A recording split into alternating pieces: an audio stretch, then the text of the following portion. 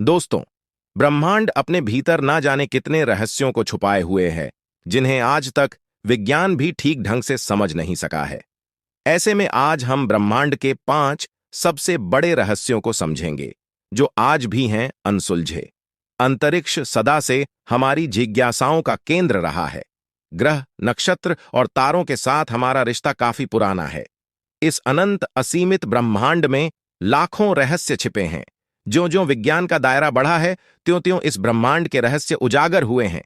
विज्ञान ने ब्रह्मांड को देखने का एक अलग नजरिया हम लोगों को दिया है। आज हम भले ही बहुत आगे बढ़ गए हैं, पर जो मूलभूत सवाल थे, जैसे इस ब्रह्मांड की शुरुआत कैसे हुई, इसे कौन चला रहा है, ब्लैक होल क्या होता है, उसके अंदर क्या है, ऐसे ना जाने कितने सवालों का उत्तर हमें अब तक पता नहीं लग पाया है। आज भले ही ये रहस्य हमारी समझ के परे लग रहे हों, उम्मीद है कि आने वाले वक्तों में विज्ञान इनकी पहेलियों को सुलझाएगा और अंतरिक्ष की एक व्यापक तस्वीर हमारे समक्ष खड़ी करेगा। इसी कड़ी में आइए जानते हैं अंतरिक्ष के 5 सबसे बड़े रहस्यों को। ब्रह्मांड की शुरुआत कैसे हुई। बिग बैंग ब्रह्मांड की शुरुआत की सबसे प्रचलित वैज्ञानिक धारणाओं में से एक है। बेल्जियम के एक खगोलविद जॉर्ज हेनरी लेमैत्रे ने इस सिद्धांत को दिया। इस सिद्धांत के अनुसार लगभग 14.5 अरब वर्ष पहले ब्रह्मांड की सारी ऊर्जा, भौतिक पदार्थ और अस्तित्व एक बिंदु में कैद था। अचानक एक बहुत बड़ा विस्फोट हुआ और समय, स्पेस और मैटर अस्तित्व में आए। यहीं से ब्रह्मांड की उत्पत्ति होने की शुरुआत हुई। तब से ब्रह्मांड निरंतर फैलता जा रहा है। पर कई बड़े वैज्ञानिकों का मानना है कि बिग बैंग थ्योरी एक कल्पना है। उनका कहना है कि किसी भी घटना को घटित होने के लिए समय की जरूरत होती है। बिग बैंग से पहले समय नहीं था। बिना समय की उपस्थिति के बिग बैंग घटित कैसे हुआ? अचानक से समय की उपस्थिति बिग बैंग की घटना से कुछ क्षण पहले कैसे हुई? बिग बैंग थ्योरी के पास इन सवालों का कोई ठोस उत्तर नहीं है। महान वैज्ञानिक स्टीफन हॉकिंग का मानना था कि ब्रह्मांड अचानक से स्वतः ही स्फूर्त होकर आया है।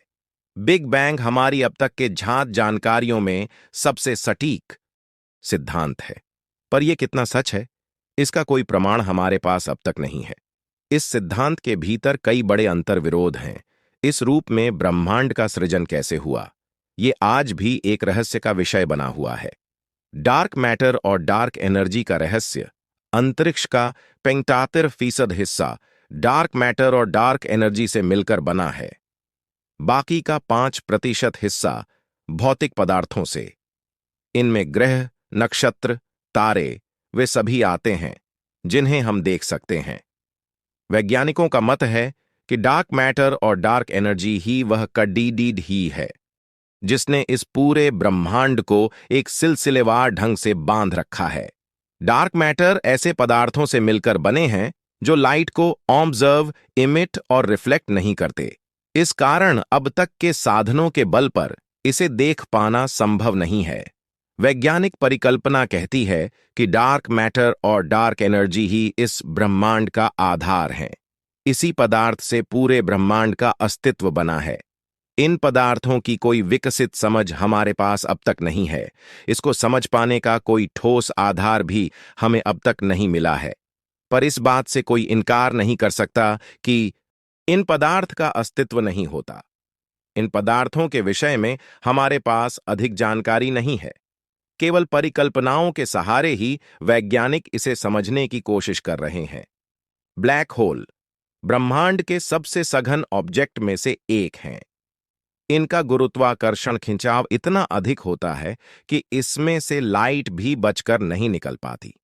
ब्लैक होल का निर्माण विशालकाय तारों के अंदर होने वाले महाविस्फोट, सुपरनोवा के कारण होता है। इसकी सर्वप्रथम खोज कार्ल स्कवार्जस्चिल्ड और जॉन व्हीलर ने की थी। विज्ञान के विस्तार ने ब्लैक होल के कई रहस्यों से पर्दा उठाया है, पर आज भी इससे जुड़े कई ऐसे रहस्य हैं जिनके ऊपर से पर्दा अब तक नहीं उठा है। इनमें से एक है कि ब्लैक होल के भीतर क्या है। इस सवाल का जवाब अब तक किसी के पास नहीं है। ब्लैक होल को देख पाना असंभव है।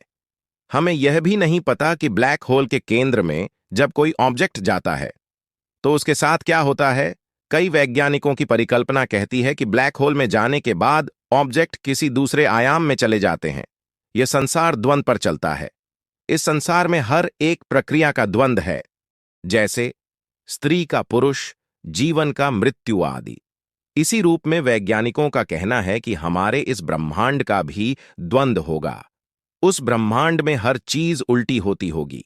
यहां जिन आधारों पर भौतिकी के नियम कार्य करते हैं, उस ब्रह्मांड में यही भौतिकी के नियम उल्टा काम करेंगे। ब्लैक होल उस द्वंदात्मक ब्रह्मांड में जाने का साधन हो सकता है। इसी कारण से व्हाइट होल की धारणा सामने आई है। एक समय मंगल ग्रह भी पृथ्वी के जैसा था।